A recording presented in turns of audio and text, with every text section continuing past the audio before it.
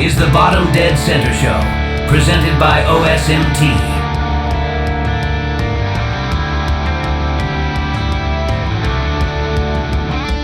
Matt, you and I were joking last week, this new relaxed format you and I are trying out on BDC. It's BDC After Dark. We're just chilling and relaxing. It's technically our off season, but we've had some amazing guests that we've been able to line up interview segments with. So we're getting those taken care of in our off season because we want all of this, and we want to be ready to bring it to all the fans as we are now in our third season of doing Bottom Dead Center, which is pretty cool.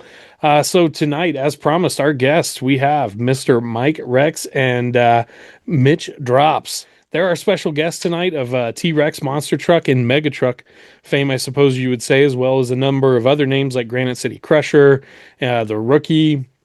So we're really looking forward to hearing all they have to share with us tonight, and we can't wait to share with everybody out there just the amazing photos and videos these guys have been kind enough to dig up for us. And of course, for this part of the show, we're joined as usual by Matt Looker up in New York State, and we're gonna have some fun photoshopping and images for Frank Krimmel. He's the overhead toilet-shaped icon, as Jim Kramer described it. Talking to us from the Carolinas. Blame it on the snow, right, Frank? Absolutely. Yeah, it's not my fault at all. Yeah. So I don't know if climate change is real or not, Frank, but while you guys were shoveling snow in North Carolina on Sunday, I was in my shorts grilling here in Wyoming. So yeah, I was in Atlanta this weekend, which a dusting of snow will shut that place down. So we were in right the middle of all that. So oh, I gotcha. Everybody's out there driving like Medusa when it snows, right? I didn't say that. Yeah, and Kyle, while you were in shorts in Wyoming, I was in Pensacola, Florida, with a high of 35 at an All-Star show at an outdoor speedway. So good stuff. If that ocean didn't have salt in it, it would have froze up, I think. That's right. Well, anyways, we'll quit our useless banner here, and we want to get to our special guest tonight. But so Mitch, I want to start with you. You reached out to me last fall. Actually, you've been following what we're doing with OSMT both on YouTube and Instagram, and you pinged me on Messenger, and we got to talking. And funny enough, as it turns out, we were both having a Coors banquet that night, so we sent each other a cheers and talked some shop. But tell us kind of how you discovered this goofy shit we got going on with OSMT, and what kind of compelled you to reach out to us? Well, the first, I don't know if I seen it shared. I believe I seen it shared on Facebook on another Monster Truck page. My first exposure to OSMT was the Doomed Metal video. Nice. And I instantly subscribed. I shared it on the T-Rex page, and I wanted to get as much attention over your guys' way as I could. With the little bit of fan base that we got, and let everybody see it. But no, I got hooked after that. All the old footage, and dude, I'm in the process of building something that looks really old that's got a lot of modern touches to it. So I pinged Kyle back in October, I believe it was, and well, who wouldn't want to show off their old school monster truck build to an old school monster truck guy? Probably one of what I would call a ringleader. Yeah. But no, and then we got to talking, and stories came out, and I seen that you had followed our page and were familiar with what we had going on. So stories came out, and you were like, "Man, we got to get you guys on the show." So wanted to run it past Mike. Mike was game, and let's do it. Well, that's awesome, and it's been a process, as we are learning to not suck at what we're doing here, because this is a new, we're like you guys, we're gearheads, right? Like Matt and Frank and I can go change a transmission in a truck better than we can run a podcast or any of that kind of stuff. But we were just like, we want something like this out there. We're gonna have to figure it out. So as we're learning to plan ahead, we had a full book, finishing 2025 of shows and content, and so then now as we're getting into 26, we are very thankful for your guys' patience with us and then making time on this weeknight to talk to us. Happy. But Mike, formally welcoming you to the Bottom Dead Center show here on OSMT. It's an honor to have you, and we're excited to have you guys on the show tonight. So let's dig right into it, man. And Matt and Frank jump in with questions at any time, because I'll run away with the mic. Kramer pointed that out, but Mike, just kind of start telling us a little of your backstory, man. Like, where are you from? Where were you born? Where'd you grow up? And how the hell did you find your way to monster trucks? Well, grew up in the St. Cloud, Minnesota area, and always lived around here. I'm in the tree business, tree service. I've always done that, cutting trees, servicing homeowners, commercial properties, trees, stuff like that. The way I got into the monster trucks is really crazy. I was always into the mud trucks. I had a truck with 2.5-ton axles. Did a lot of just weekend, like all of us did in the 80s, going mud and playing with our big trucks, taking them wherever we can. And I was on the way to work on a Sunday morning. In my life, owning a business, you work every day. You don't take Sundays off. But anyways, one Sunday morning, going to work, was like 1986, actually. Monticello, Minnesota, I live. I get on the interstate, going to work Sunday morning, and I knew about monster trucks because I had a 2.5-ton truck. I had mudded for years already at this point. I find Barefoot on the side of the highway, the original S10, and Fred Shafer and his wife. I pulled over on the road, getting on the highway, and they had lost their duals off their trailer. The studs broke off, the rims were shot, and they were coming from North Dakota. They raced the night prior there and coming through Minnesota. And long story short, I pulled over, excited to see the truck. I helped Fred out. Long story short, again, I didn't make it to work that day. I spent the morning running around my town. I went to my house, took a couple dual rims off of a truck we had. We got them to a parts store late morning when they did open up, and got them 7 studs out of the 8 we needed. And went out to the highway. We got his trailer all put back together, and Freddie wanted to pay me for this on the road. Well, what do I owe you, dude? And I says, well, I don't want nothing. I want your hat and your coat. And we bickered. It was a windy, semis are blowing by, and we already been 5 hours together driving around town, going to my house, taking wheels off of a truck, running to parts stores, beating his shit together on the highway on his trailer. And he's standing there with some money, and, well, what do I owe you? I says, I want the coat and hat, So he took them off, had to go to his truck and sign them. Oh, well, wow. Then I said, well, what if I ever want to get into monster truck life? I says, he says, here's a card. And he gives me his business card to a gas station in Pontoon Beach, Illinois. And it's got his business number on it. And in those days, we didn't have cell phones, and it had his home phone number on it. He said, well, if you ever get in a sport, give me a call. Well, a year later, approximately, I had started building my truck. I took the 2.5 tons out, put 5 tons under it. I kind of got lost on the build. There wasn't no internet, like I said, in those days. So information was real short for me. And living in Minnesota, I had nowhere to really go. So I looked up this business card I had from a year before, and I called the phone number on it and at the home line, and Fred Shafer answered on a Monday morning and says, hello. And I says, Fred, like he's supposed to know me, And he says, yeah. And I says, hey, this is Mike Rech.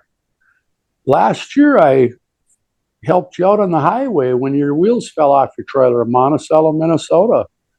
He says, yeah, well, how were you? And he thanked me again, and just total gentleman. And I said, I'm working on changing my truck over and putting 5 tons under it. I knew nothing about planetaries, nothing about profabs, totally in the dark on this. And he says, well, we're long distance. I'm down here in Illinois. You're up there. There's a guy named Everett Jasmer. And I says, sure, I know who he is. He's 20 minutes down the highway. He owns a 4-wheel drive shop and has USA 1, you know. So I went to thank Fred and moved on and went to Everett. Everett's shop was busy in the day, building 4-wheel drive stuff at his 4-wheel drive shop, running USA 1, couple of them, and says, hey, I know a guy up closer to you named Doug Spanier with the Master of Disaster. So no internet in the days. Again, I'm 411 calling directly. I'm in old school phone books. And I found Doug Spanier, and he picked up the phone like on the second time I tried. And so not to interrupt, but no big deal, right? Just a day on the phone with 3 of the all-time greats from monster trucks, right? I never had no clue what was ever coming after that, guys. It was a journey that I'm 62 in a couple months. I wouldn't trade it. My experiences for nothing in a million years. It took me the last 20 years to realize how blessed I was, because there was a lot of years after I got out of the sport, I kind of let it go and the people, but I dream about it. I can't let the people go. I can't let the trucks go. It's too deep. So the last 10 years I have like come out of a coma and realized, my gosh, I was part of American history, right, with these boys in the day. And I was blessed. I was lucky. It was the right timing, the right people, the right phone calls. Fred Shafer on the side of the highway. Freddie, if you ever see this, thank you. And I ran into him at a race once. He asked me, how'd you come up with that name, Granite City Crusher? I had no clue. His card said Pontoon Beach, Illinois. I never knew in the day Granite City, Illinois was right next door. I had no clue to that. So these were all just coincidences. And I ran with Barefoot many times with other drivers, but never got to ever run a truck with Fred at the event. But I did once run into him at a big event. I can't really remember even where, but he had a driver there. And I believe it was, he was running Chevrolet then. Once the Dodge Barefoot come out, I ran with that truck a lot and the Dodge stuff, but they were always hired guys that I never really got to know well because I was kind of an underdog in the sport and respected them guys on the big end of it. I shook hands, said hi, got their shirts and their novelties, knew who they were, spent the weekend in honor with them. But the guys that weren't as big in the sport were the guys we more chummed with because we were on that money level. It was, to be truthful, in those days, I was always self-employed my whole life, and I always paid my own way. I still do, always have in this sport. And was lucky in the early days to have a few small sponsors.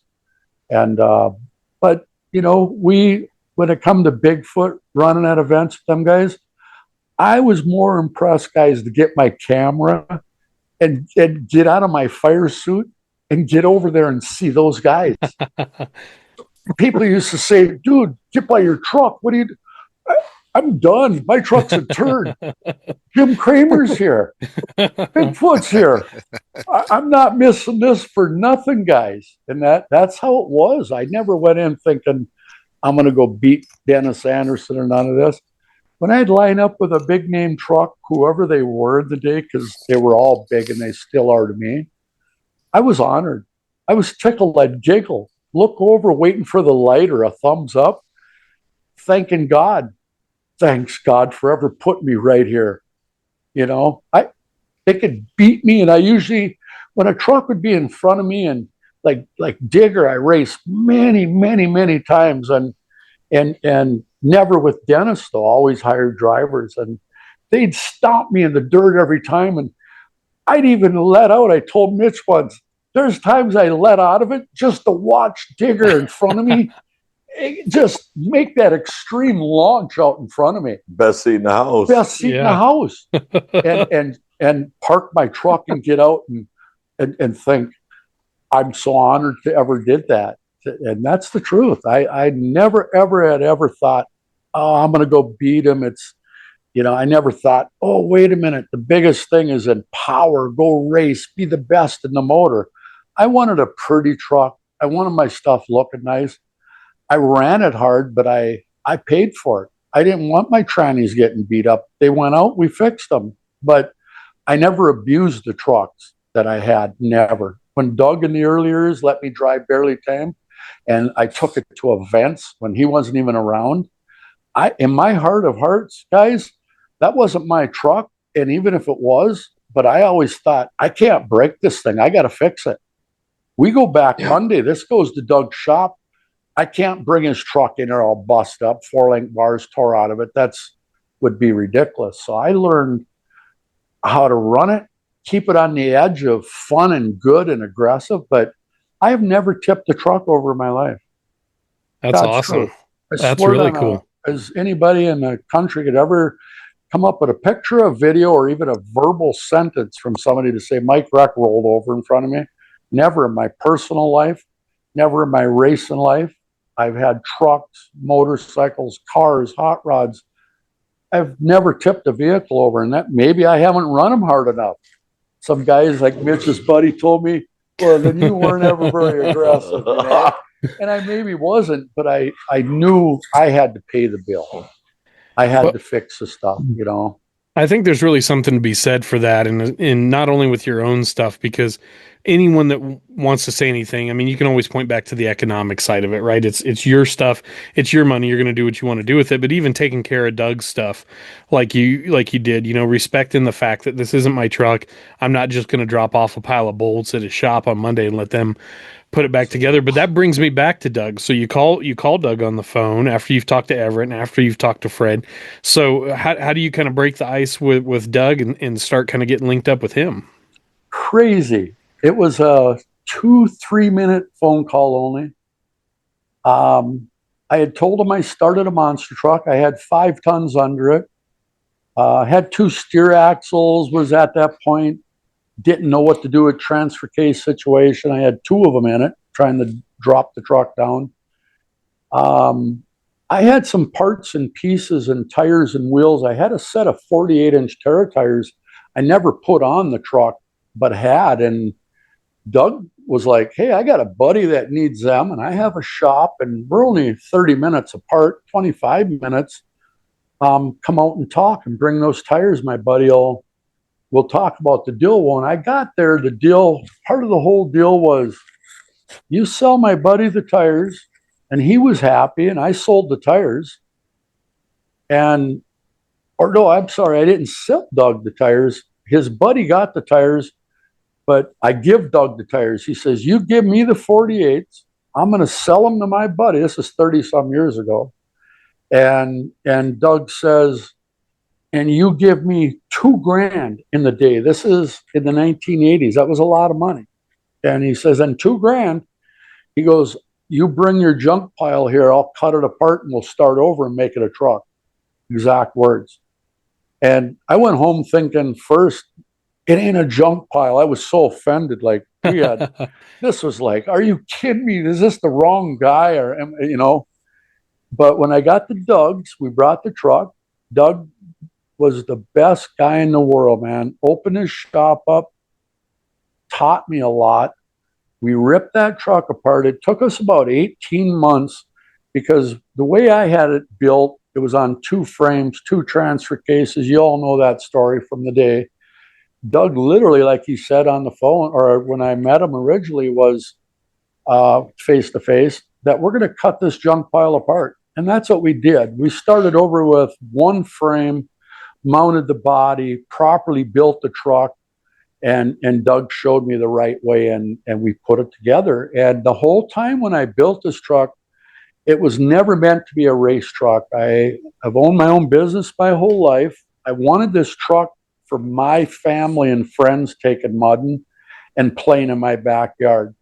Well, by the time the truck was built, I realized Doug had turned it into a roll-caged built setup to go run. And I was so blessed for that. And one day he asked me, you want to bring it to an event? Promoters on the phone. And that's how it all happened.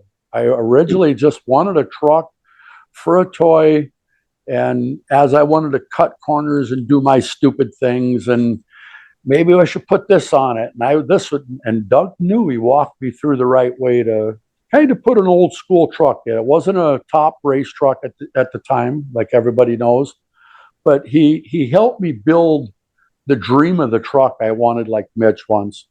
Just build me a truck I can take out and play. I had no idea I was ever going to go out in public with the truck and do none of that until that actually happened at the last minute. And this is the blue Granite City Crusher truck at this point, correct?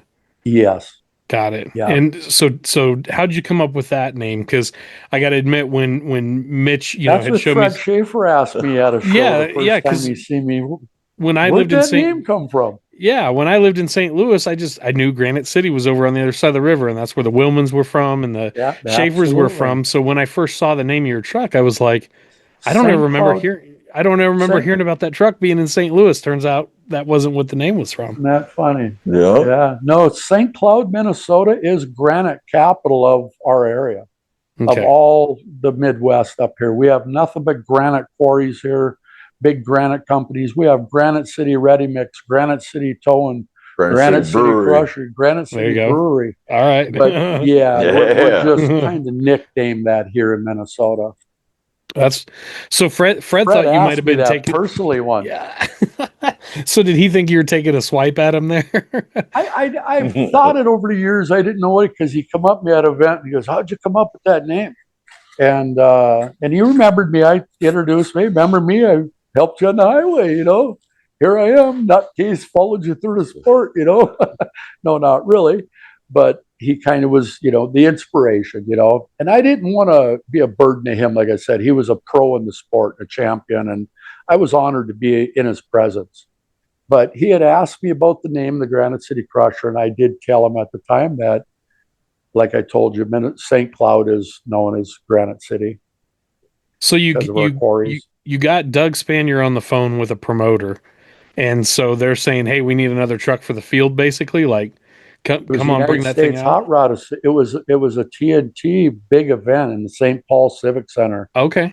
And my very first show I ever did with my truck, God must have blessed me there too, guys, because my truck, my MSD had failed, and I never even got to drive it on the floor.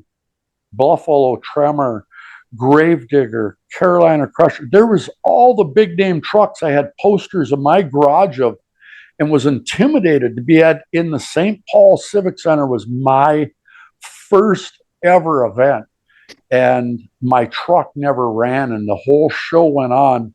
And that week I got my truck running. Then I got booked into my first show I ever drove. The truck was in Rapid City, South Dakota.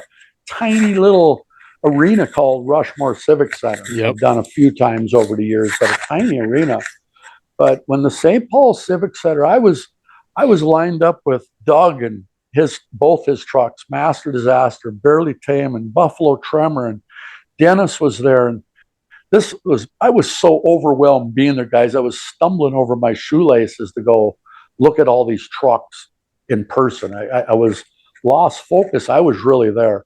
So it was probably a blessing that old truck didn't start up, because it wasn't meant to be, I think. Now looking back, that it may have busted in half.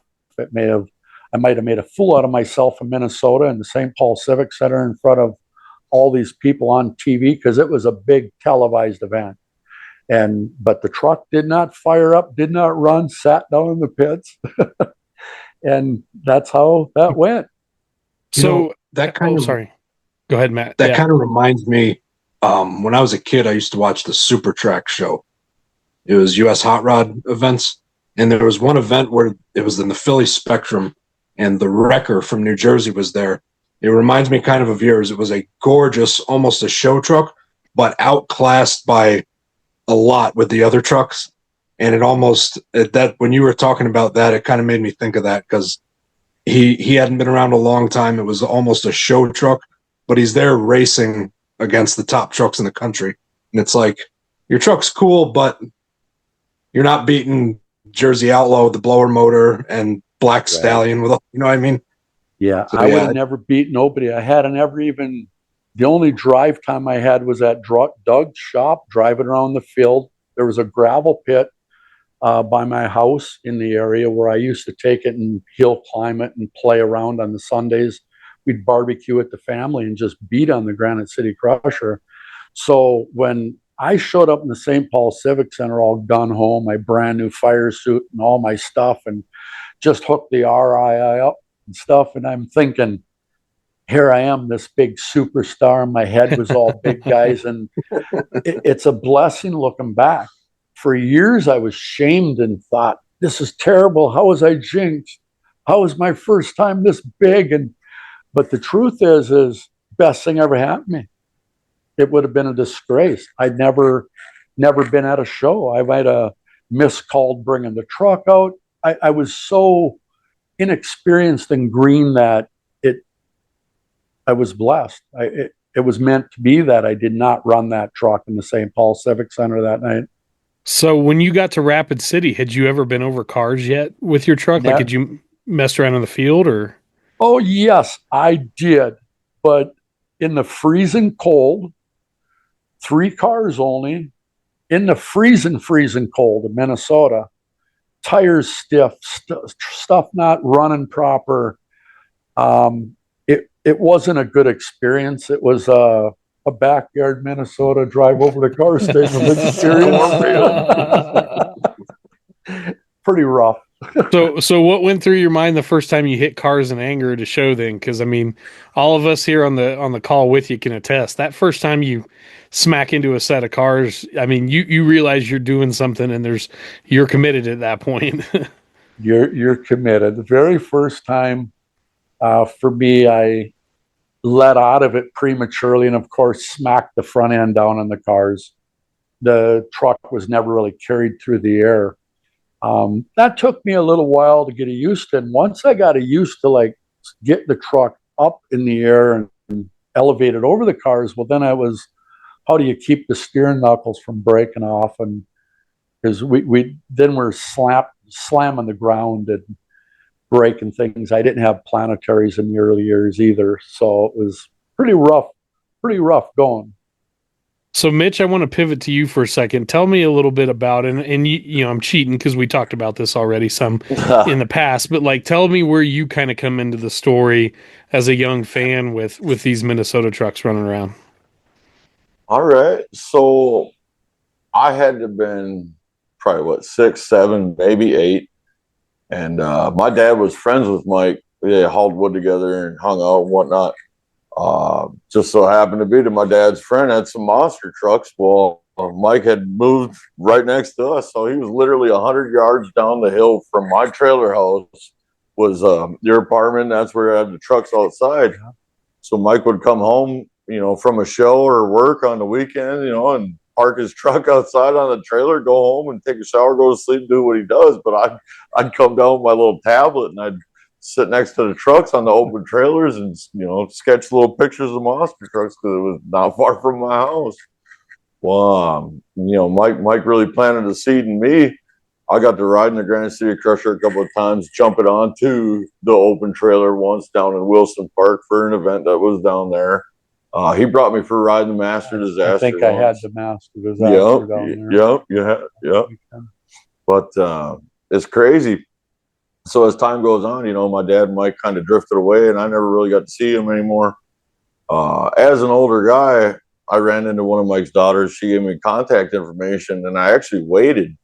I don't know why I waited, but I waited for probably about 3 years to try to get a hold of Mike. Hit him up one night, and just so happened to be this was only maybe 9-10 months after you got the mega truck. So he was re-enamored with the truck, you know. So I come over there, and we're shooting the breeze and over a couple of beers and going down memory lane, and I'm telling him how big the crazy resurgence of the traditional monster trucks and all the restorations and just how that's blowing up right now. I had suggested that we should probably build another Granite City Crusher tribute truck. And we were all gung-ho for it until we started crunching some numbers, and we're like, okay, let's get realistic here. He's like, Yeah. But then Mike was thinking, we got this younger guy who's passionate and has a love for the sport and the history of the sport, and he's just engulfed in it. I make these little custom 164 scale monster trucks. I don't know if you guys have seen them on some of the pages that float by on Facebook, but he's like, this guy needs a truck. So he comes over one night and he's like, we do need to build a new Granite City Crusher, but it's going to be yours. I said, how the hell am I going to afford that? Well, then he points at my Harley and he points at my Chevelle and he's like, yeah, you can afford it. And that was a tough pill to swallow, man. My Chevelle's been my dream car for a long time, but my wife, ever since me and my wife got together, she's wanted a monster truck right there with me. So we sold everything off, put a couple of dollars as a down payment in the chassis builder's pocket, and off we go. Started buying axles, transfer kit, brand new profab. I mean, my truck don't have anything used on it. It's all brand new, and it wasn't cheap. It's a beautiful piece, though. We shared some of the photos on our Instagram page that you sent me late last year, and man, I mean, it is. So it's on 48s is kind of the plan, right? The Goodyear 48s. Yeah, I mean, the 31s though, not the 25 was 31 wide, right. Big dogs. Yeah, that's right. They look like a shrunk down 73 almost to me, like the way the lugs are shaped and everything. I think that's awesome. So you had, I mean, Matt and Frank and I grow up, going to shows, seeing monster trucks once or twice a year, maybe if we're lucky. Sometimes in Matt or I's case, you're getting to ride in frickin' Master Disaster and Granite City Crusher. I mean, that's pretty awesome, childhood memory right there. But Mike, I have to ask you, I mean, did you have even the slightest inkling, and I'm sure the answer is no, but I got to ask, did you have any inkling at all that what you were doing in 1989, 1990, stuff like that was going to bring you full circle to having, Mitch as a friend and a build partner on this truck now? Absolutely not. No clue, guys. Never imagined it even 2 years ago. It was I got back into the mega trucks, missing monster trucks, or not back into mega trucks, started the mega truck stuff because I missed the monster trucks, and they're such a badass little machine. And when I seen these things run, I had never seen them personally until 3 years ago. And I told a buddy that brought me there, I said, I got to have one of these trucks. They're half the size, half the weight, and the same power. And they, just amazing what these little trucks do. So I never knew. I got back into it. I didn't know at first I wasn't going to name it the Granite or T-Rex. I had a whole nother name thought up, but then the T-Rex thing brought me back home to the day of doing it, and all this. And then Mitch coming up and wanting to do this was even a bigger surprise. It was like, and then when he asked about calling it the Granite City Crusher, I was honored. I went home and I was in shock. I was thinking, my goodness, we're going to have two mega trucks, and his ain't quite a mega truck. It's in between a mega truck, mini monster truck, a 48 truck. You guys know what those are. Yeah, Looker, we got some words to exchange later. That's right. Stuff. We got to come back because we're going to go back to that episode, Matt, where we were debating about what constitutes a monster truck. And Mitch has some opinions on 48-inch tires. And rear steering. And rear steering, yeah. All right. But we'll come to that in the Q&A fuck you session later. We'll be in the bag of dicks this week. Yeah. Matt Looker's opinion's going to be in the bag from dicks. Yeah. Oh my gosh. So course correcting here a little bit. So Frank, I kind of want to throw it to you now real quick. So tell me about when you growing up in the Detroit area, going to shows at the Silverdome. Tell me some of your earliest memories of Master and Barely. Well, early prior to my time with Jim Kohler and Scott Stevens, I would go to shows with my dad, just like everybody else, and I always noticed how nice Doug Spanier's trucks were. Master, Disaster, Barely, Tame.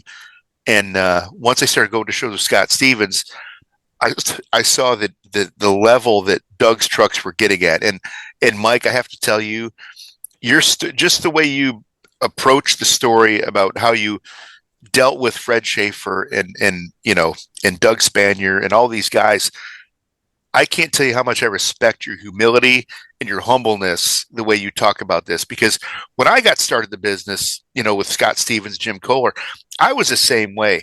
Like, I'd go to shows as a crew guy and look around, and I'm there helping Jim Kohler, Scott Stevens. I look, there's Bigfoot 14, Bigfoot 8, or whatever. I'm like, oh my God, here I am helping another monster truck team, but I'm looking over trying to get my Instamatic camera out to take pictures of the latest Bigfoot truck, because as you said, that was before the internet, that was before Facebook, so you didn't know what trucks were going to be where until you got there. So but still, my earliest memories are early 90s of Doug Spanier's trucks. The Master Disaster, Barely Tame, always looked so good. And man, I'll tell you what, there was that pivot point where Master was the main truck, but then all of a sudden Barely Tame snuck in there and almost became a hotter runner than Master Disaster. It did. Doug, what happened was Doug had built a new Barely Tame, longer chassis, and put this new truck together.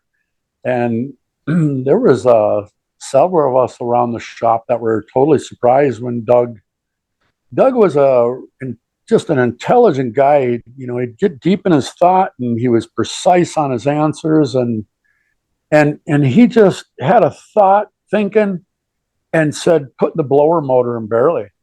And that night, the blower motor was pulled out of the Master, and it was stuck in that truck, and it was running by midnight, sitting having beers, and that thing's loping, sitting there, that brand new truck with that blower motor in it. And the Master never got a blower motor again. It got that tunnel ram 2 Predator carved motor put in it, and that's how he had sold it, with that in it. But the new Barely was really a radical truck. When I bought that truck from Doug, I knew watching it, and I took it to a few events when my truck was broke down and stuff, and Doug wasn't booked. He'd say, take Barely Tame, which was an honor. And like I said, I never wanted to wreck that truck, and I never did. I broke a Heim joint, a few things. I fixed it, brought it home, I washed it, cleaned it just like it was mine, right? And but when I bought Barely Tame, I knew what it needed, and immediately I put lightweight wheels, brand new, really nice, because they were a thing in the day coming out, these lighter wheels. I went with a set of those, shaved my tires, took the 2.5-ton airshift transfer case out and put a profab in it with a 1-foot drop. I could walk around the shop carrying it. It was the airshift you weren't picking up. You used the cherry picker for it, And I redid a lot of stuff on that truck. And even Doug, when he seen that truck rip, he told me right out, he goes, Mike, that truck rips way better than I ever thought that truck could rip. Somebody's still mic'd up taking a leak. He goes, I can't believe you pound that truck like you do. But I took 1,000 pounds off that truck. And then the next year I pulled the tailgate off and shelled the floor out, and I started pulling bumpers off. And, there's some of my old videos you look, it's just down to, bare nothing. Later, I had changed over and lightened it up, but I never run it a lot like that, But with the metal body, that was our thing, and we liked it looking nice. Doug was an airbrush guy, and he liked his stuff neat. And I'm blessed too. I learned that from Doug. Is even today, I like my race stuff to pull in. My hauler looks nice. My stuff looks nice. My equipment. I represent my mega truck team the best I can, like a monster truck driver. I stay in uniform by my truck, ready on call. We get guys running around lost. They don't know what's going on. But I try to carry my experience of monster trucks, like you guys all know, of being on key, being ready, have that machine ready. Batteries are charged, fluids are ready, air pressure. You're ready to go. You're ready. Love that. Love to hear that. Yeah, you could take a nod from a football field and it's showtime. And so I tried to carry those things Doug taught me. When he got out of the sport for the next 5 years, I did carry that with me. And I always thought of Doug Spanier, how I acted in the crowd, how my novelties looked, how I represented myself. And I always thought Doug's watching me, and he wasn't there, but and he was alive in them days, but I just thought how would I act if I was by Doug? How would I represent this truck? How would I stage it? How would I drive it in a crowd? Would I be rowdy, or would I look real polite and gentle with the truck in a crowd, which I learned too, because in my early years, it was rah, rah. Everything was about rip the tire, spin it, you look out the. But Doug had taught me there's a time and a place for that stuff. You're in the pit, it's gentlemen. You're in the public, you're a gentleman, you look good, you move that truck around politely and courteously. And I guess I respected all that from that. And I never drove a truck like Bigfoot or Digger like you guys did in the big name trucks. I couldn't imagine that. But if I ever did, I did have the past experience. I think I could have done it pretty well as a young man, knowing what I knew from Doug Spanier.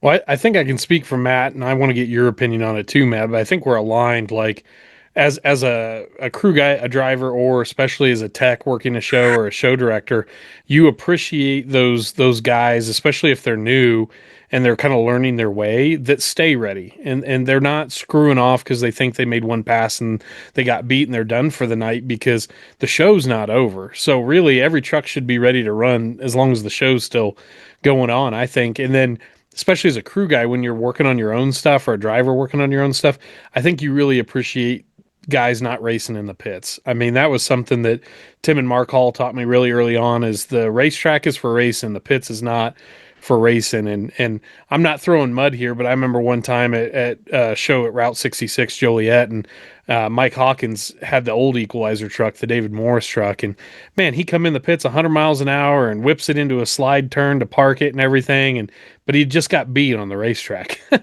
So it's like, maybe you should have went faster on the racetrack and not do that in the pits, and I'm not shading Mike per se. I'm just saying, Matt, what do you think on that?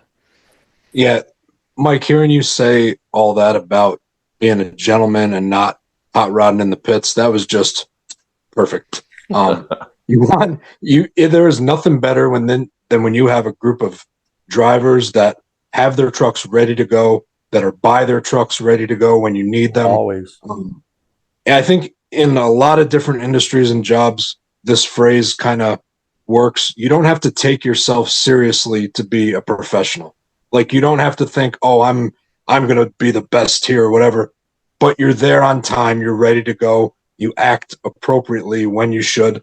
And especially hearing that about you saying how Doug Spanier was like that, he would put that Master Disaster truck on kill sometimes, like halfway upside down, flying through the air. So to hear that he knew that there was a time and a place for that is really nice to hear, because it's one thing to say, oh, I'm going to be measured and go out there and, drive like a pussy or whatever. But to have somebody that wasn't afraid to put it on the ragged edge, also know that it's good to be real, like, calm with these things when you're around people, is just really refreshing to hear. Absolutely. No, thanks Frank, for saying that, because that's important.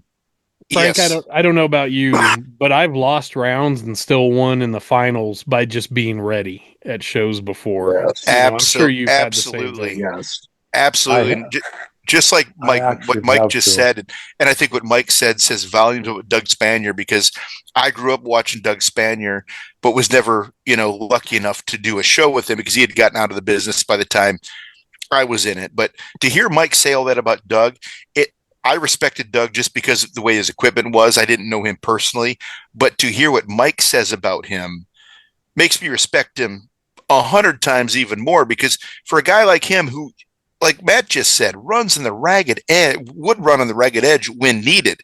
But see, that's why I gained more respect for Doug Spanier, because he knows there's a time and a place, and the time and the place is like, okay, there's a show that's going down the tubes. Okay, I got to run hard. But then also he knows that line between the track and the pit area. Like, I never move the truck I'm driving right now over an idle from the trailer to the arena. You never even touch the throttle. You just foot on the brake, watching around you, because people are attracted to monster trucks, as we know. We aren't, because we know what they can do. So when I see one coming, I get as far away from it as I can. Especially ride trucks, right, Frank? Absolutely. Get the Yes. hell away from it. Get away from it. But no, just what Mike was saying is it's amazing to hear that about Doug Spanier, because like I said, I grew up, watching him, and then hearing this about him, not knowing him, makes me respect him even more. And I've never met Mike in my life. I hope at some point I can. We're going to do some shows, hopefully up near you this year. But I'd love to meet all you guys. yeah, I can't tell you how much I respect you, Mike, just from what you've said in these last 30, 40 minutes. I've gained a ton of respect for you, never even meeting you, but just from what you said and the way you present yourself, I could not be more impressed. Well said. So as you're, things are progressing for Doug and he's starting to wind his driving career down a little, Mike, I guess, why was he kind of winding things down even when it seemed like he was pretty damn competitive with the trucks he had, but was he not wanting to get into the tube chassis stuff, or what were you kind of seeing? I really, guys, really don't know his reason, and I couldn't even guess. One day, it was a kind of a fast decision. One day, he says, "I'm selling the Master Disaster," and I was shocked a little bit. And oh, really? And this guy, a week later, or 2 weeks later, within a time, little limit, Dave Cook is there and purchased the truck and bought it. And then it was about a week or two after that, my Granite City Crusher was broken again. Gosh darn it, that was a truck broken. I never ended, guys. And always for never being tipped over. Terrible, right? But Doug let me take Barely Tame to Salina, Kansas for a Bill Ruport show. I don't know if you guys ever knew him. I've heard the name, yeah. And then a couple weeks later, we were talking about the Salina race and how the truck ran, and it ran really good. And I was having fun with a blower motor, And he says, "I want to sell it to you. Your name's all over it, Mike." And I was in shock. It was, I don't know if he predicted this truck was going to end up with me, because he knew I loved him, his shop, and honored him, and was always learning. I was always the guy behind learning. Doug was an idol to me. So I you know how it is. But anyways, one day when he says, "The truck's got your name all over it, if you want to buy it," and we discussed the money, and I had went home and discussed with my wife at the time about it, and that was it. I bought the truck, and my oldest daughter, she was about 7, 8 years old in 93, 92 at that time. That sounds about right. When I bought Barely Tame, and she goes, "Hey, Dad," she had a dinosaur coloring book, a great big one, and says, "You should name that truck T-Rex." Oh, wow. and I was it all happened so fast. A couple weeks later, I had the truck. It was in a body shop. I had it airbrushed and all done like Doug's Master Disaster and Barely Tame was, if you guys remember. Mm-hmm. The same party did all my airbrush, and I had a dinosaur scene with Gravedigger in the background, tore up by the volcano, and some other trucks and pieces, and the dinosaur, and again, not being competitive with them guys, because I knew I'm an underdog, but it was fun to have that on the truck. Just some tongue-in-cheek stuff. Yeah, we were into the looks. Even Doug said, "Your truck's got to look good, Mike. You ever come to an event and your truck don't look good, don't tell them you come from my shop." Well, I gotta say, looking at the pictures you guys sent, the lettering, like the treatment on the T-Rex lettering, looked very similar to the Barely Tame, and I wondered if it wasn't from like the same artist or the same body shop, because I thought it looked spectacular. Like, as a graphic designer myself, I mean, I feel like the logo on Barely Tame is really underrated. Like, it's a really nice looking, with the stroke and the shadow and the fade, the gradient, I guess I would say in Photoshop terms. And you got some of that going with T-Rex too. It looked really sharp. Yeah, in the day, that was the thing, was the airbrush, and there wasn't a lot of graphics. Gosh, there was that when I guess in the 90s, the graphics were getting more big, but in the 80s, we weren't aware of it. We just knew, call the airbrusher. We wreck our truck and just smack them up or bend something up. We replaced the part, had it painted quick, and look for an airbrusher to touch it up. I even went through with the Granite City Crusher several airbrushes. The truck caught fire, it got wrecked, it got damaged, it got all kinds of stuff. And different people at the end, it looked like I did it. It looked bad. It started getting truck needed a new paint. So, but, what was that like for you then, taking over, barely Tame, and now you make it T-Rex, you kind of make it your own. And I guess what happened to Granite City Crusher, and then help me understand where the Rookie truck plays into all this too. Okay. I had the Rookie a lot of this time. Okay. That is the old Sons of Thunder truck. It was in parts and pieces on the hauler that it was on, sitting in Garner, Iowa, in the middle of a field at a guy's place that used to be in the tractor and truck pulling.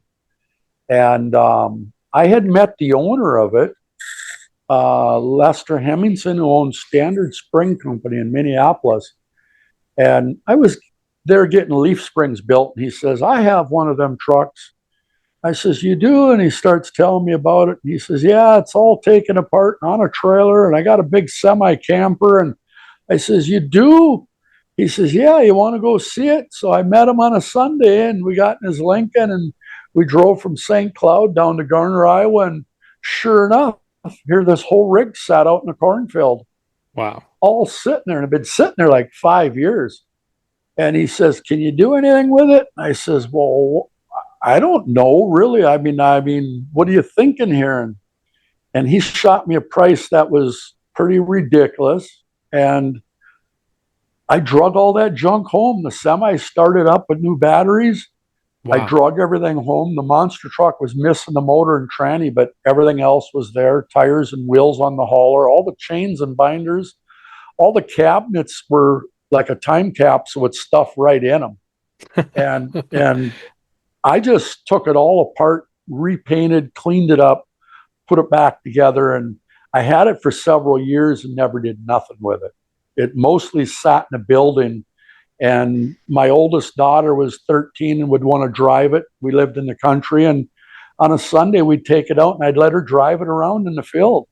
Wow. That's all we really did with it. I never, ever took it. And I did bring it to one parade at a small town, Little Falls, Minnesota, had a town celebration. I brought the Granite City Crusher there. So they said, boy, it'd be nice to have a second one of them. We'd pay for it. I said, well, I got one. So I brought the Dodge. But that's the only event it ever did. But it was a beautiful truck. It was diamond plate. It was a toy.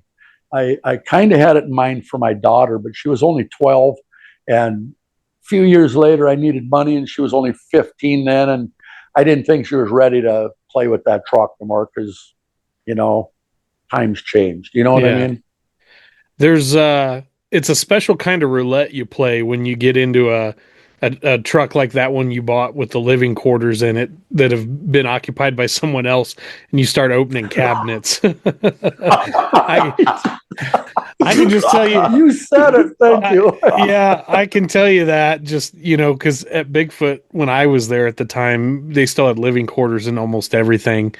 And by the way, Mitch, what Matt is doing right now is what you didn't do earlier when you took your restroom break. You were still mic'd up. I said, no, man. I said, no. I took the ear out. Oh, man, yeah. I'm so sorry. It was amazing. We had a good chuckle at that. Poor Mike's telling us stories, and we're being jerks over here. Well, Mitch, you got a nice, strong prostate going there. You're good. Oh man, we're leaving good that stream. In. Good stream. Good stream. Don't cross the streams.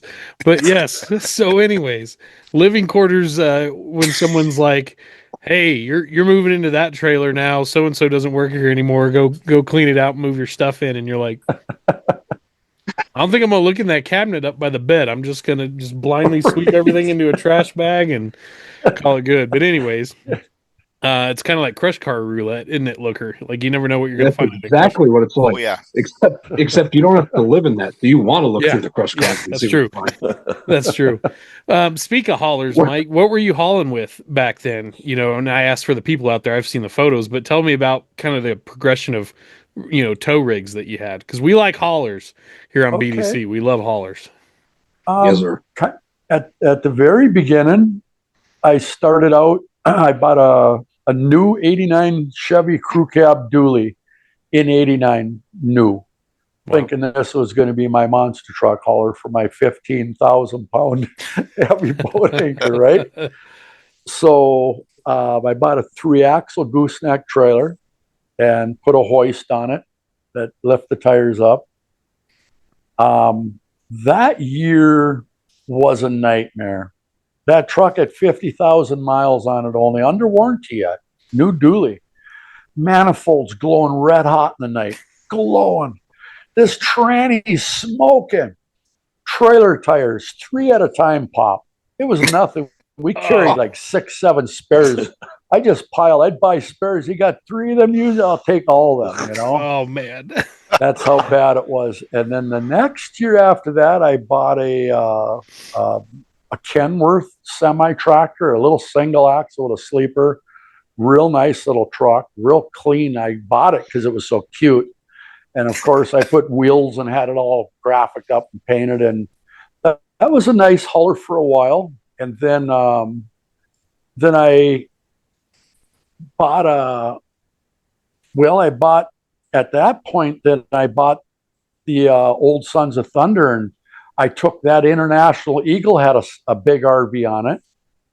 And that was my second hauler after the dually, because I owned the Granite City Crusher when I bought Sons of Thunder, right? Right. So I took that semi, but it had Hendrickson suspension, if you know what that is. Yep. It was an old cement mixer. Yep. Had a camper put on it, wedge brakes, guys. Oh, I drove it around. Two-stroke if Detroit. DOT would ever know what we went through at brakes and electric brakes and monster truck stuff, they'd be. Then I moved on to another semi. Then I bought Doug's old school bus. That was the master hauler. I repainted and put my stuff on it. That was a good runner. That thing went all over America, guys. Little international diesel with a 10-speed, and it just ran and ran. I sold it to Dave Cook with Cookie Monster. He ran it for years. But then I ended up at an event. I had some stuff stolen off a trailer. The winter before was miserable in the snow and cold traveling out of Minnesota. And I decided to go with an enclosed trailer. At that point, later years, a little more experience, and I bought a Peterbilt semi and an enclosed furniture trailer and set that all up. And that's what I did till the end, was ran that, which was real nice. So I obviously never owned my own stuff, but I just want to share this little bit of empathy with your story here. So when I started work for the Hall brothers at 18, of course, I couldn't drive the tractor trailers, and everything they had was registered as a tractor trailer, no RVs or any of that kind of stuff. So when they assigned me to be their ride truck driver, to be able to go do gigs by myself with a helper, I had to use a Dodge dually and a 40-foot gooseneck that Mark had built and haul this big Lee Spring truck and big tires on it. And we didn't even have a crane on the trailer. We had to hand push the tires up the back ramps, up onto the dovetail and up to the nose. And anyways, it was character building is how I would describe it. Sleeping across the, flipping up the console and sleeping across the front bench seat to save money on hotels and shit like that. But where I'm getting at is when you got your first enclosed trailer after having to hose road salt and slush and bugs. Like, people don't realize hauling on an open trailer, you would not believe how many bugs your monster truck would get covered with in the summertime. I tell you what, man, you start feeling like you have reached a princely level of performance when you're shitting in tall cotton, baby, when you got an enclosed trailer. Like, if it's got at least 2 doors and a couple ramps, baby, we're going to get this truck to the show. That is a big deal when you go enclosed. Yeah, and mine was nothing fancy, but we were... it was what I could afford, but I always made it look pretty. You know, they run good. Maintenance was big too. You know, we learned DOT and had to run by the rules, you know, of course. But, you know, again, it was about that look. I like to pull in somewhere, and overall, the whole bumper to bumper looked presentable and nice. So I could take an pretty old semi and clean them up, make them look pretty nice. You know, today that's a big thing on the internet. Yeah. Fixing them old semis up. Yeah. But in the day, I was already doing that. You know, I couldn't afford to go buy something real fancy, and I'd get what I had, and I'd figure, well, and within a year, I'll make it that way. You know? Yeah. And that white motorhome you bought with Rookie, if I'm remembering the picture right, it had those Dayton wheels on it too, didn't it? Those wobbler style wheels. Oh man. Yeah. And so you were fighting not only with those and the wedge brakes, but then I heard Mitch say it had a 2-stroke Detroit in it too. It did, an 8V92. Big Oh, 2-stroke, man. and it screamed. It did I've 55 wide open, guys. Yeah. I've heard you didn't have to turn your CB on because nobody was going to be able to hear you talk over it Right? anyways. We couldn't wait to get up to the top of a hill and come over it so we could throw it in neutral momentarily. And it was like, whoa, wouldn't it be nice for a minute if we had this? And then it would be hold it right to the floor. Back to our 55. The screaming Detroits. Good lessons in life, though. Oh, yeah. Looking back now, that character building. That was a lot of fun. So we're in the T-Rex era now. You're running a blower motor truck. It's been on a diet. It's getting lighter. You're running for money now, right? Like you're running aggressive. It's not the Granite City Crusher. So what was that like for you trying to be a more competitive truck out there? And I know you're humble, but I've seen some of your videos now, and we're going to share some on the show here. When it came to reaching down deep and running hard, it didn't look like you were too scared.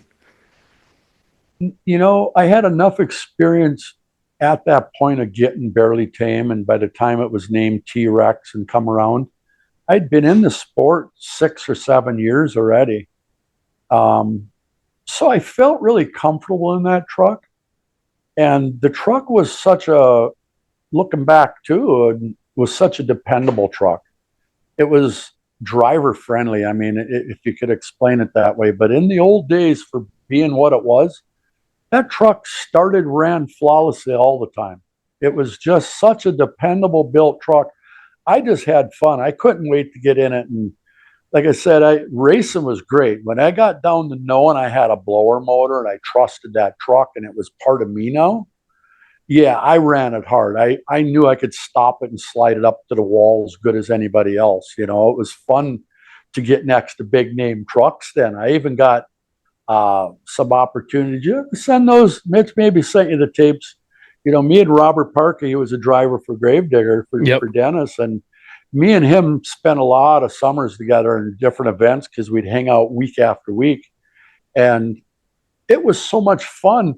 I think just being able to race with him and hang out with Robert made me want to push my truck just that much harder. But I also was always being reserve of, well, I'm never going to beat him, but why wreck the truck over it? There's times up on 2 wheels, I could have really held it and let the truck just come apart, But I just got really excited just how good it ran. I got comfortable in it. Going from all them years with not having that kind of power and having planetaries and a blower motor, I guess I was like earning my way up. I felt like I earned my way to be there. I guess it was better than just getting thrown into that right away, if that makes sense. Yeah. So whose shows were you kind of running at the time? Like promoter wise, who were you running with? Boy, I ran with Ed Beckley, International Promotions, Stanley Torgerson, a lot of stuff for him, Dan and Dean Torgerson, Bill Ruport, Motorsports Promotions, Ernie Brookins put on stuff. Yeah. Track Attack guy. Yeah, I did some stuff for him a couple summers.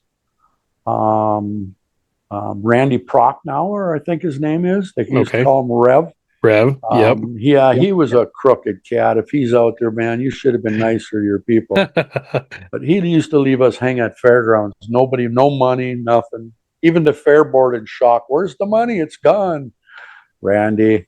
But anyways, that was old Rev Proc. I don't think he's around no more. If he is, I don't think so. I wish he'd give me that $6-7 he owes me. There's all joking aside. Yeah, if he was still around, there'd be a line of dudes longer than your trailer waiting. Oh, to you his know ass who for this some cat money. is.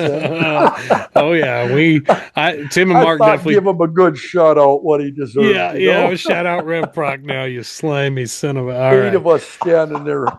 No. Yeah.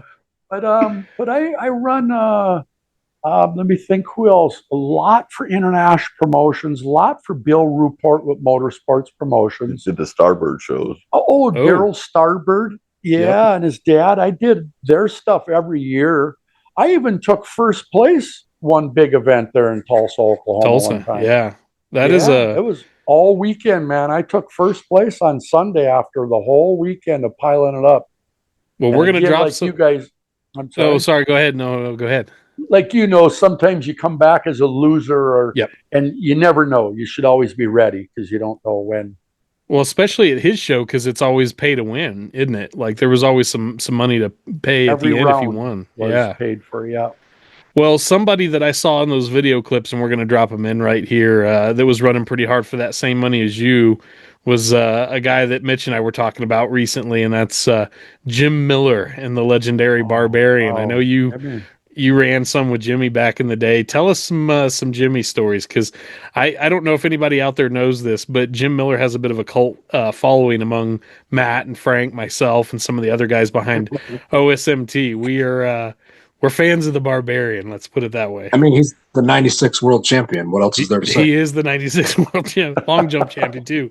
Nitromethane, Jimmy Miller. Tell us some about your memories of him. Well, we've had some nitromethane experiences. We used to hit the toy shops, the hobby shops, and buy everything they had on the shelves for the Starbird shows always. But no, Jimmy was or is. I haven't seen him in years.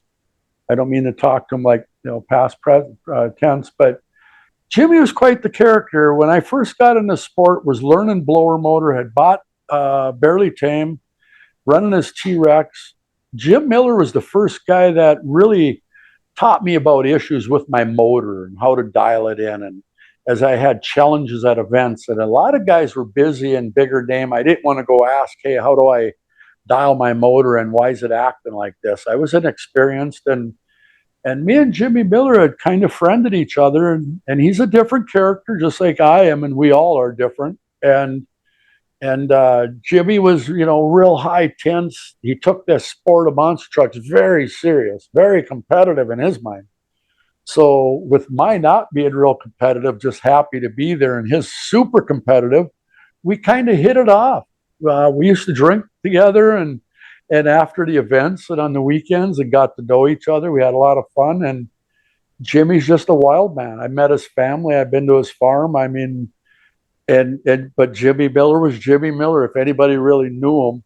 And I used to have to tell him, you got to calm down, Jimmy. He was in the nitrous oxide, and he loved nitro in his motor. And when Bigfoot was around, it was like, Mark, I'm going to do anything in my power. That truck gets in front of me, I'm driving over the top of it. And I was like, Jimmy, calm down, man. Is that Jim Kramer here? And it was like, Jim Kramer must have beat him one time at an event and he wanted challenge. And I'm like, Jimmy. So he was pumped up the race. So when Jimmy Miller got in his monster truck, the Barbarian, it was on kill.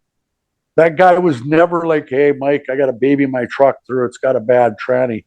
Jimmy got in, his eyes were locked in on mode, and he was going to surgery like a brain surgeon. He'd tear that truck up. He did not. There was no, and that was Jimmy Miller. And I liked that in him in a way. He was aggressive, but I had fun with it. I'd laugh, have a good time with him, and tell him, you crazy son of a gun, you got to slow down, man, Mark, nobody's going to beat me. And like you guys said, I had heard once years ago, I'm a champion. Nobody talks to me like that. Nobody. Oh, man, yes. and I had fun with it. I that's why he liked me. I guess somehow we just kind of odd couple. So what advantage, if any, did you see in him running nitromethane? Because it almost seems to me like he blowed things up more often than not, or wad the truck up. Like it really wasn't doing that much, but it's kind of legendary the fact that he did throw nitro in there. No, he thought it did. He convinced me in the early years again because I was excited. Hey, Jim, he's been around this sport. I got posters of his truck in my garage before I was ever in the sport, even, you know. And he's telling me, here, Mike, you give this a try. We're going to the hobby shop today, and we're going to buy all the nitro they got in the hobby shop, you know, and dumping it in the fuel cells or methanol. And he'd play with his timing. But Jimmy was like a little rocket scientist. It must have worked for him. All I seen is more fire breathing out of his truck, you know? Yeah. And he got me to try it a few times, but I didn't see the benefit of it. My truck ran the same with it or without it, you know? I pictured Jim Miller in a dark alley. Psst, hey kid, want to buy some nitromethane? Like we're gonna go jump Bigfoot behind the hauler. Right. Yeah. I had Jim was definitely a different guy to work with in the monster trucks, but he was a lot of fun, and so was everybody. Like I said, I never got into it like a lot of guys. I was there for the enjoyment of being there. I took it serious, but it wasn't like this is the only thing in my life is I got to invest everything to beat Gravedigger or beat Bigfoot. That was never a thought. I was like, hey, if I can make my truck run good and look good and be dependable all the time, that's what mattered to me. And wherever I fit in, and as long as it loaded up and went home on the trailer, that was a win for me, you know. So just for context sake, how was life for you at the time as you're running this? You're still doing some tree cutting stuff as your primary business, is that right? Yes, Yep. I did.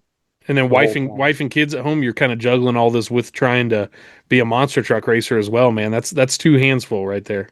Well, it is really tough, guys. And the business end of it, for a few years, I kind of neglected playing with the trucks. To be honest, too, my family in them years, my two daughters were at an age needing dad there a lot. But being in the monster truck world and owning my own business, I was separated from my family a lot, which is really terrible to say, but it's the truth. And that's the toughest thing is I was so focused on life and making a living and the mortgage, and keeping that truck running was everything to me. It didn't matter. I mean, it'd break it, it'd come home, and had to be fixed immediately, whether I went out or not. You know, it was so. You give up a lot for the monster truck stuff, I think, when you go into doing it. I think it speaks a lot to your professionalism, though, what you say about not leaving something sitting around broke on the shop floor.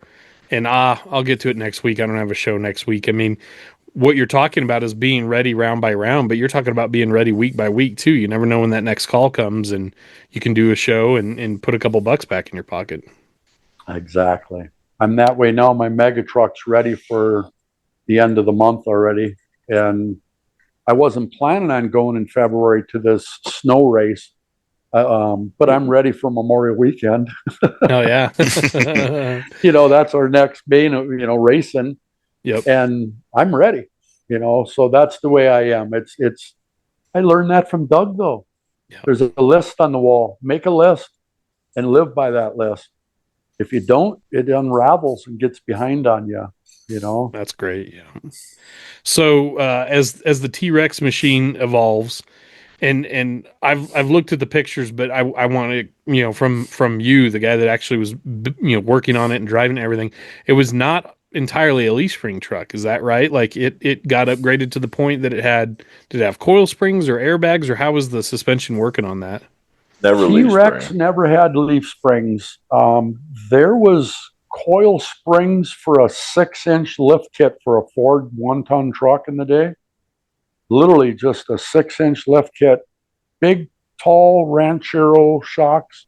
We use different brands. Mm-hmm. That's all that truck ever had in it. It had 8 inches of suspension travel, maximum. That was when I buried stomped it right into the dirt as hard as I could. Mm-hmm. It was using all 8 inches of its travel. All 8 inches. Yes. Yeah. We should all be so fortunate to use all 8 inches. Yes. It's good for us. So But yeah, coil that's spring all it only. had. Literally just a Yep. coil spring only. Like not Yeah, 2 and- coils, not 9 coils, not any No, trickery. one, Just wow. one on each corner and four Trailmaster shocks on each corner, which they just stop the rebound of the shock of the coils. Because I've experimented when I got that truck, I took off, a shock at a time on each corner and played with it. And I even run it once without no coils in it. And that thing just bounced and wouldn't quit bouncing. I mean, yeah, I've come to a complete stop and the back was still bouncing. And Full literally at a goofy mode. stop and it's still, so then I went back to 1 shock in the rear and then it was 2. And the truck worked best though with 3 shocks on each corner. Doug ran 4, but like I said, I think as I lightened it up and played with the shocks, how could I say, for the unprofessional suspension that I had it dialed in as best as I could have it dialed in. Well, and as you lighten the truck, you switch to a full fiberglass body, right? And that's kind of where the Bigfoot story comes in. Is that right? Oh, you guys know about that? Yeah, I got an inside source. I went undercover at Bigfoot for 5 years to learn this story. No, I'm kind of glad you did mention it because it's something been around story for years, and it'd be nice for people that don't know and have the wrong information. At least maybe they can get the right information. I think for history is great too in this sport. Definitely to document everything is perfect as it can be for everybody. No, that's what we'd like to know is kind of your. Now, I don't want to say your version, but I think we need the truth of the story, and I know you can explain that to us better because you know as well as any of us do that in monster trucks, people see one thing and they think of it what they will, but then they tell one person and that person tells 2, and then it's a Medusa's head of bad information by the time it gets full circle a week later. It can, and the Bigfoot body thing for me. I have an old friend. I know you guys know him, Terry Woodcock, who is the icon in this sport. Oh, yeah. And a good old friend of mine. We raced many weekends together. He had helped me after a Tulsa, Oklahoma show one time. My body was about falling off the truck, but I had won the event. And Terry said, hey, if you ever want to light your truck up a little more, and it's a good ripping truck for what it is, and I got this fiberglass body I'd sell you and help you put it on because he's a businessman in the sport. Part of the deal was that body would never go in public, never as a Bigfoot body. And it happened to be a Bigfoot body, so the world knows what we're talking about here. So Terry had bought like a outgoing Bigfoot set of body panels, basically, for context. And as Bigfoot would do back then, they were usually the first to have a new body style forward body. So they're probably at the point they're getting ready to transition out of that, 92, 95 era, forward body probably. So that's, I would imagine, how Terry came to own some of that. Does that sound about right? I think you're exactly right. In those days, Bigfoot was changing out their bodies frequently. And there was, from what I had understood from Terry at the time, he had a connection getting this stuff, and he could use it and resell it and put it on trucks, but it could not ever have a Bigfoot. Right. Nothing to do with Bigfoot, which everybody would know common sense wise. Terry invited me to his shop, and I went there and hung out for almost a week, and he took my steel body off, transformed that truck. He did, I did, and Jimmy Miller.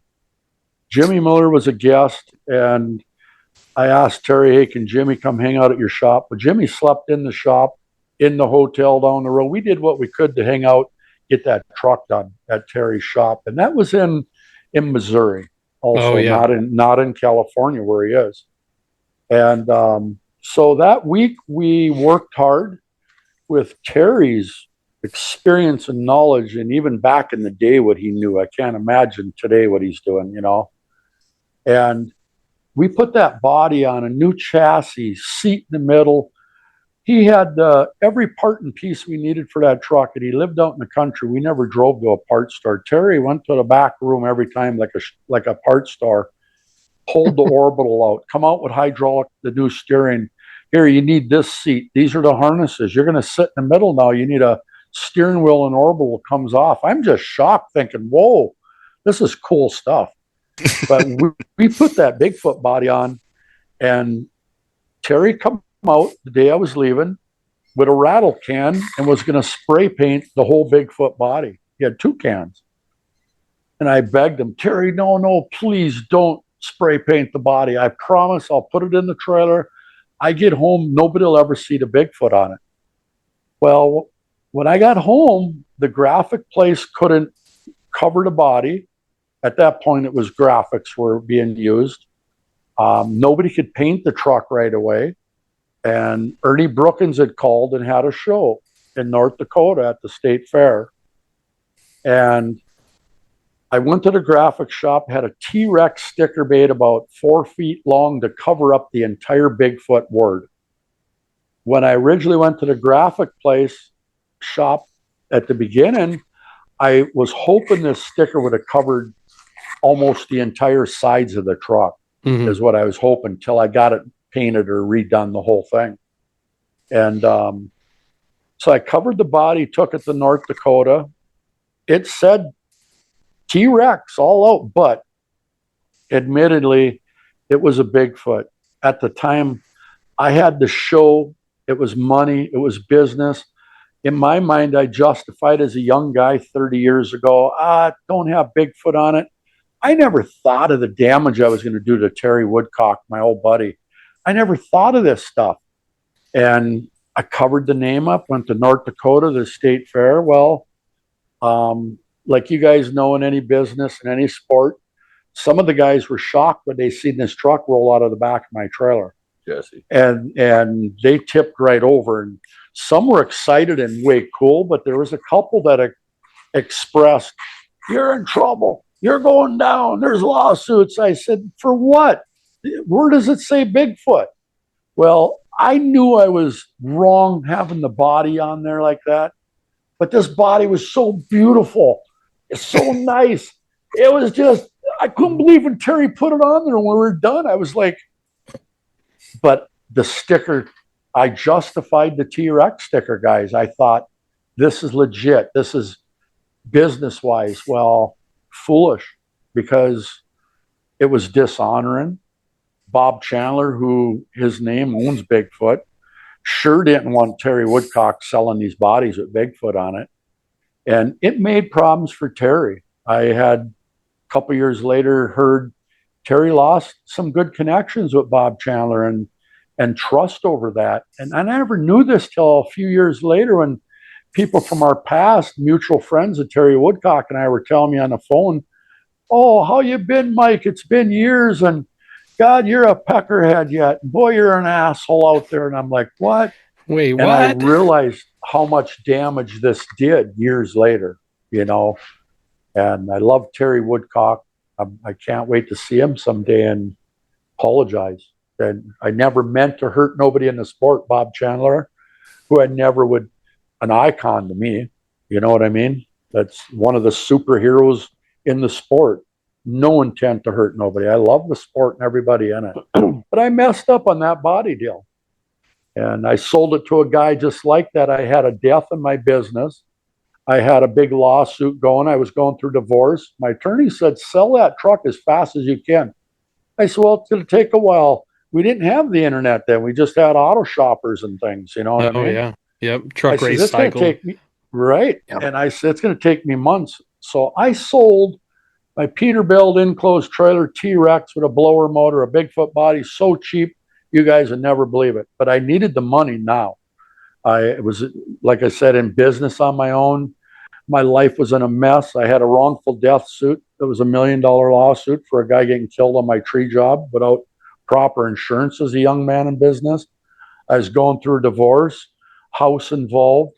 My attorney says, all you worried about is that semi and monster truck? I said, yeah. He goes, get rid of it. Wow. And I sold it. I needed the money now.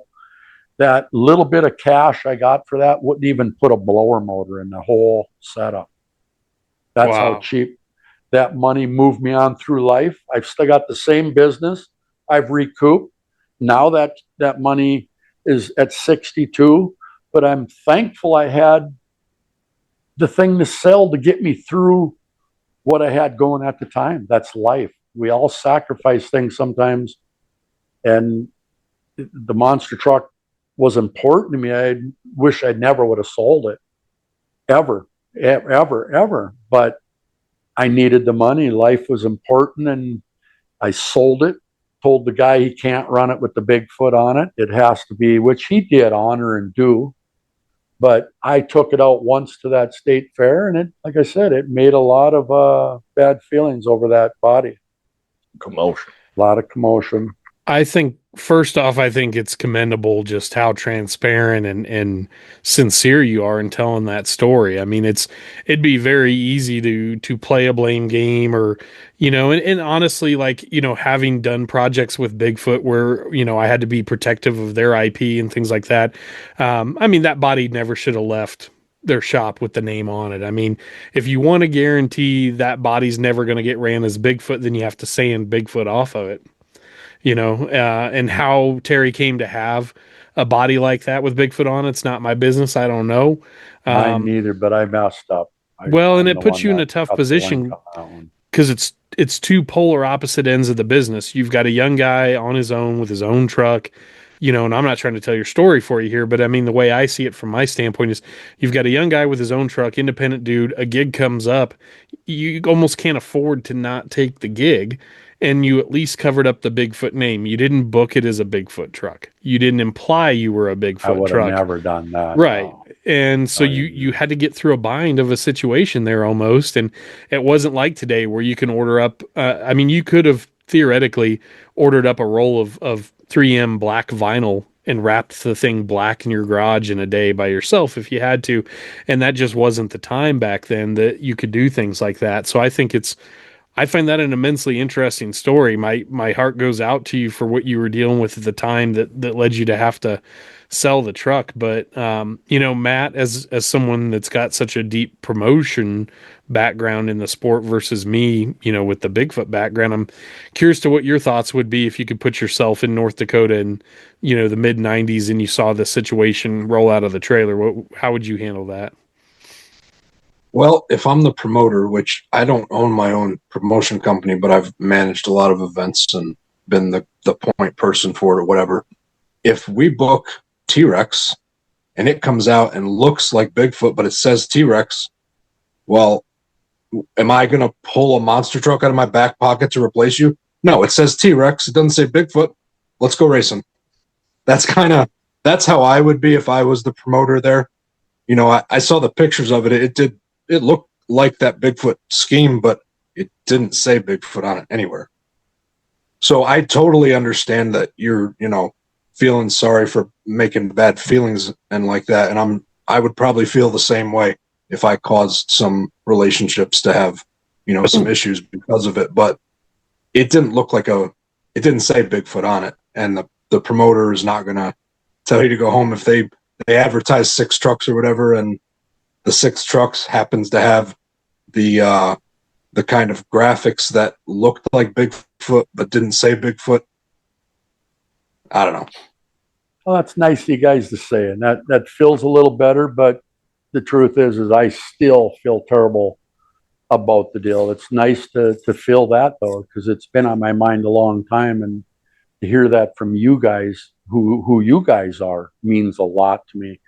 But I would like to see Terry Woodcock one day, and I haven't even, I would love to contact him, but after the years here, and there's rumors out there all these years, I also didn't want to just contact Terry out of the blues.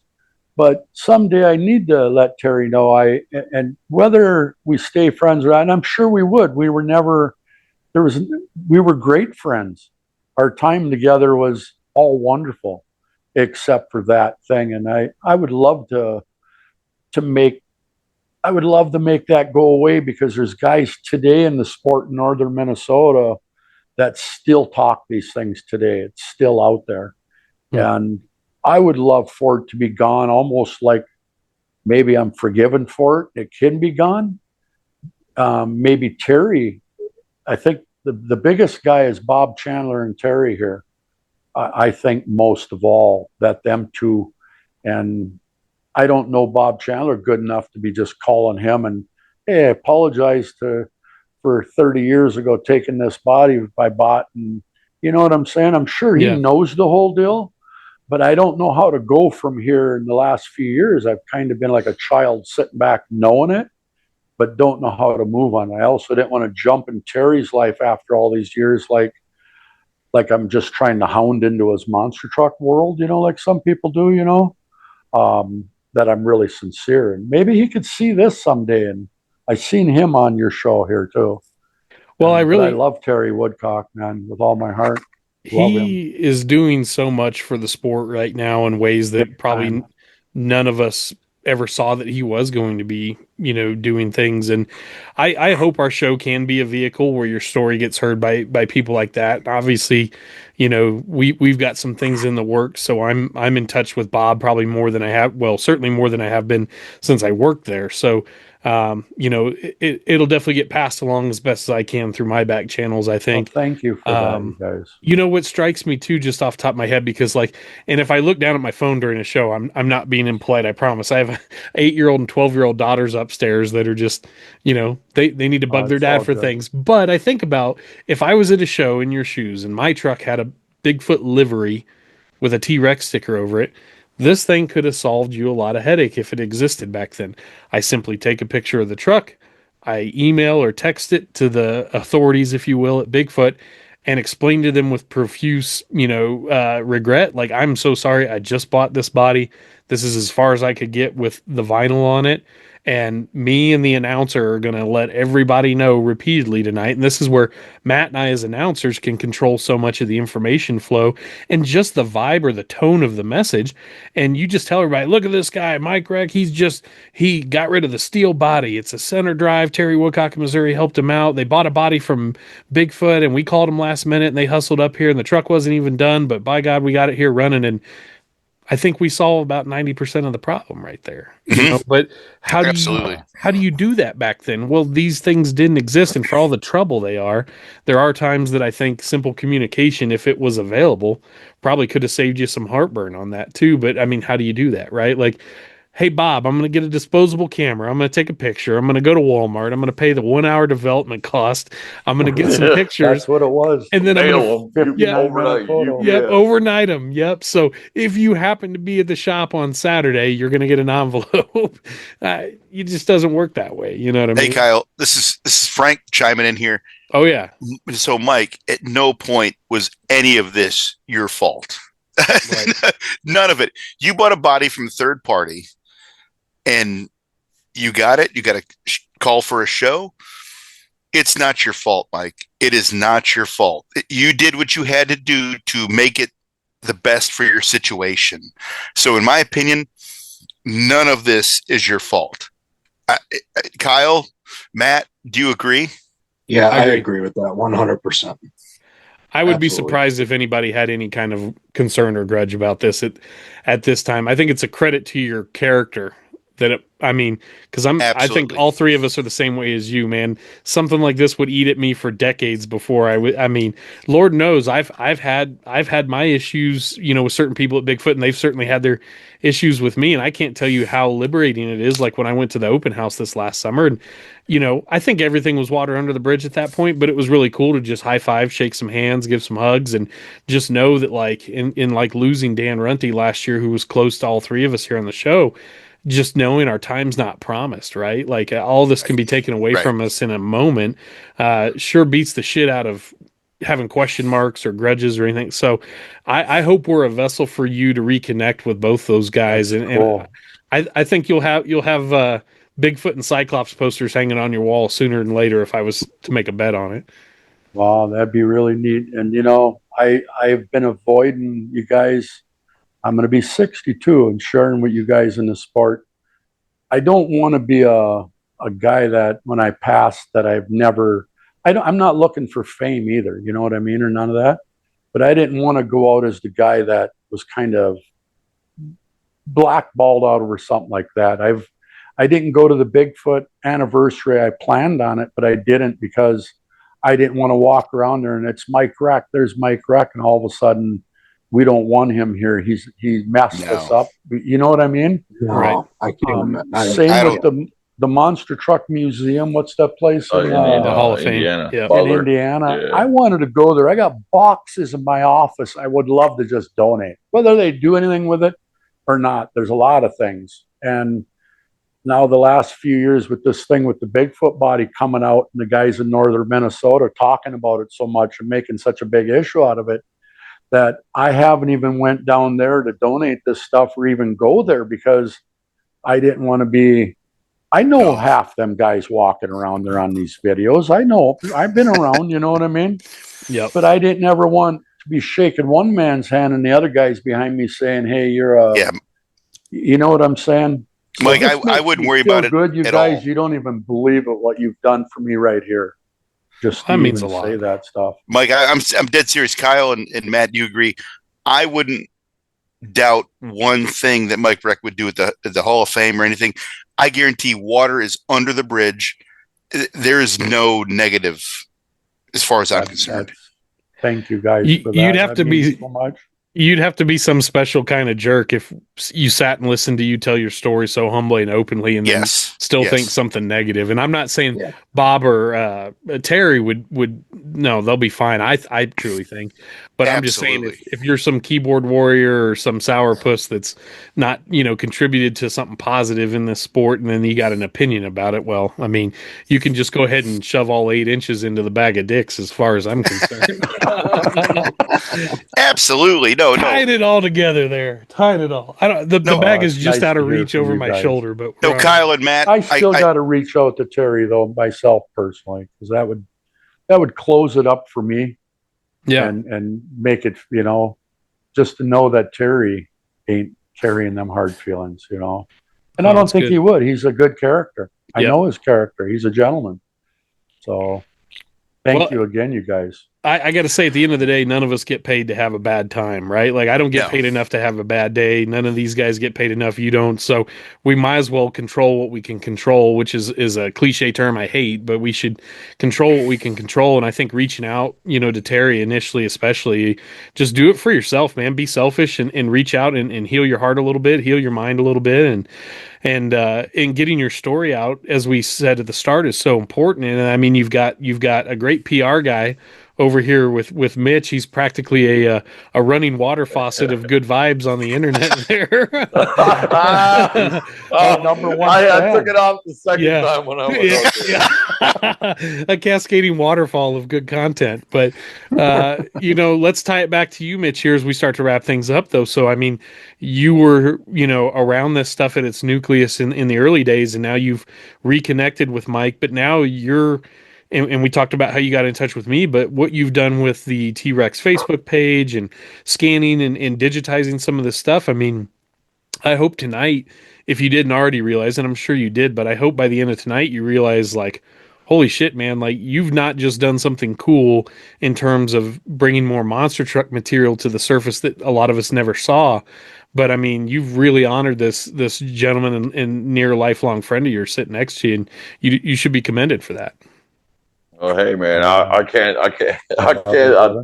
It's just a super fan, just a super fan trying to bring my buddy into the technical age and get that little bit of limelight back over there. I don't know, I love it so much. I get excited and I want to share it with my people. You guys are my people, and let's all see it. I don't want to be the only one to see it. These VHS tapes deserve to get the dust knocked off them and into some fresh eyes, Mitch knows more about the old school monster trucks, you guys, than I could ever know.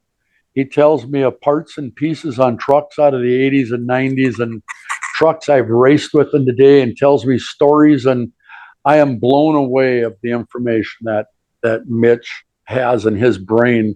Well, look at his garage. This is his whole life, his house.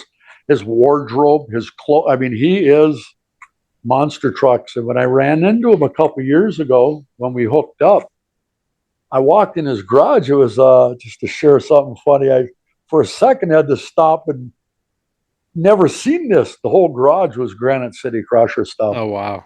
And so it was a cool experience, a little scary at first. Well, yeah. I He's a suppose, stalker, yeah, shit. from your perspective, that would be a little fucking weird. Yeah. No, Yeah. but I What's knew that who he movie, was. Misery? Misery. Right? Yeah. So anyways, Mike, tell us about the time you got your ankles broke by Mitch and you had to live in the shop for 3 months. Oh man. No, that's awesome. Well, I can't thank you guys enough. We want to have you on again another time in the future too, because I know the deeper you go into revisiting your past and some of the healing process that you've gone through and are going through, and just the build on the new Granite City Crusher. I'm calling it so trucks like Mitch's or Just the no 2.0. That's right. I'm not doing 2.0, so I like the word revisited. It's not necessarily reincarnated because it is kind of its own unique spirit, its own thing, but it's revisiting the heart and soul of the idea. And that's kind of how, and I don't know how Terry likes to word it, but like his 2 Bigfoot, trucks that he brought to the open house, those are revisited to me. You're almost going back in time. So, you could never put a value on what those projects mean to people. So I wouldn't dare assign a number to any of that stuff at this point. To me, it's revisiting. It's the Granite City Crusher revisited. But we need updates on that. I want to see more of it. And of course, I have to say selfishly, I'm very honored that you threw an OSMT sticker on that bad boy, man. Like you're one of the leading customers in the OSMT army right now. I gotta say. Well, I like the stuff, man. Thanks for having us, you guys. This was really great. Really nice meeting you guys. Honored, honestly. Likewise. Well, Likewise, for sure. Frank, Matt, did you guys have anything else that we didn't get to cover? Or did Oh no! To me, knowing, just hearing over the last hour or so, what Mike and Mitch have done. I mean, just Mike blows my mind with the stories about Doug Spanier and all that. Just the way he approached the business and the way he carried himself. Talk about Mike, it's amazing. And I didn't know Mike personally until this deal here, but now I feel like I know Mike. So Mike, if I'm anywhere near you guys doing a show this year, I think we might have Minneapolis. So we got to hook up, and Mitch, you guys, we got to get together because this whole thing has been amazing. Learning the history of T-Rex and the Barely Tame, the Master Disaster, trucks I grew up watching. This whole thing has been amazing. So I can't thank you guys enough. You guys are amazing. Thank you. No, thank you. Likewise. I know you said you're in Wisconsin right now. Minnesota. Oh, I'm sorry. Okay. Why did I hear Wisconsin before? I don't know. Is that where you're doing the hill climb? Oh, we're doing a February hill climb. Yeah. That's it. 28th That's of it. Okay. February. Yes, at a ski resort in Wisconsin. Okay. I was gonna say, if we ever make it up your way with the Monster Truck Throwdown, you guys are absolutely gonna come as honored guests. So if you ever see a throwdown coming near you, please come out, get a hold of me, and we'll get you the VIP treatment. Tell Elliot he needs to book me to announce or something. I'll come out of retirement from announcing one time just so we can hang out with these guys together. I think that'll be good.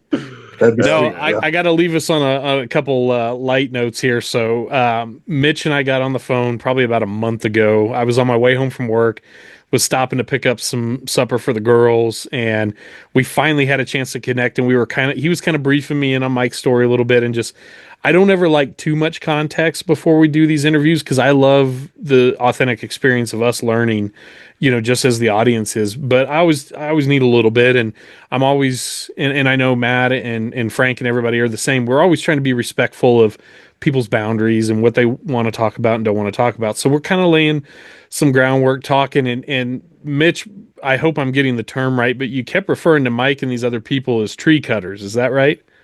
Tree trimmers. Tree trimmers. I'm an arborist.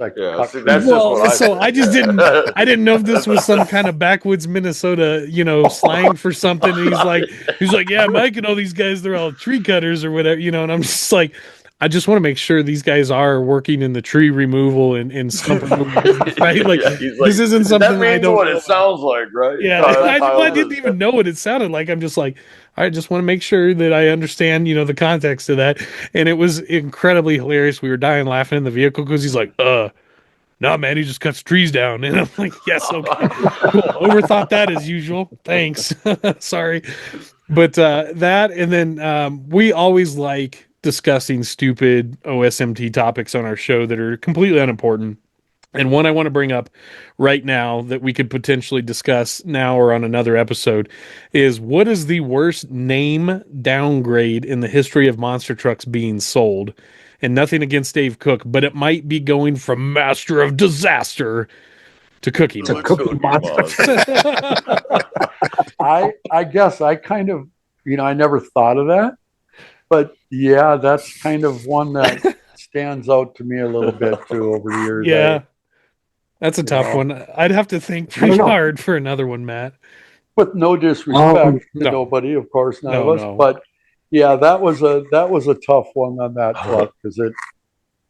Yeah. So I think one of the bigger ones, and this is no disrespect to the guy that ended up with the truck, but Gravedigger to Terra Duster, because that chassis went from Gravedigger to being Terra Duster. I remember Mark and Sherry when they bought that. I know them real well. And again, no shade to Mark. They did. Yeah, no shade to Mark Wheeler because he drove that thing good, but you're not going to go from Gravedigger to being better. You know what I mean? Yeah, it's tough when the second name is more wholesome than the first name was. You know what I mean? We go from like a Molly Hatchet song to a Sesame Street character in terms of pronunciation. That's a tough one there. But we're not slamming anybody. We do feel like sometimes maybe Monster Trucks doesn't have quite enough levity or humor in it, so we always like to get down on a couple fun topics. Good. We need some humor in life. That's Everybody right. does. That's right. Well, listen, we're going to let you guys go for this evening, but again, from the bottom of all our hearts, we can't thank you guys enough. And our crew behind the scenes, our OSMT archivists, and Cody Saucier and Matt Eisen are kind of the creative helpers behind the scenes with us and stuff. They were excited to know we were going to have you guys on tonight, and I know they're going to love this. And man, what a blast! So hopefully we'll all get together at a show. And Chris Mormanis. Oh yeah, you can't thank you for ever having me on, guys. Definitely. All right. Well, you guys have a great night. We're going to sign off of here. And thanks again.